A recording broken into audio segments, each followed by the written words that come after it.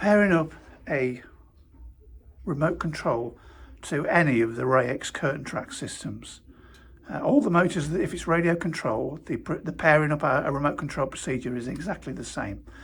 It's a 3-step procedure. So the remote control I'm going to use today is this one, which is the YR1326. But whichever handset you've got, the procedure is the same.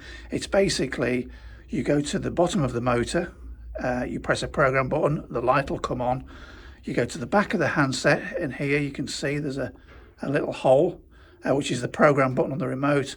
You press that, the light on the motor will start to flash, and then you go back to the motor, you press the program button on the bottom of the motor, and that's it, you're paired.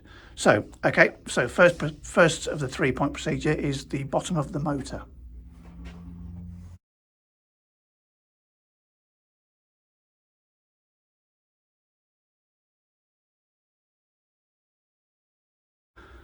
Okay, so you can see the red light on the motor.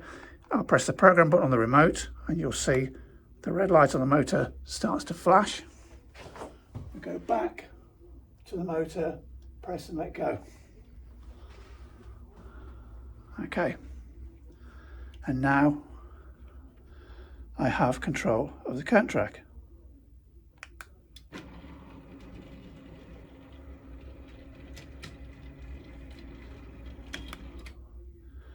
I'd just like to say at this point that all the tracks, the radio control tracks, are self-setting, so it means that they'll set their own limits. Initially it's by pressure, so once it touches in the middle, it'll record that as a position and fully open. Once it's done that, it comes out of learning mode and it will do the soft start, soft stop. So I'll carry on. So if I press the button, and now I'll open it.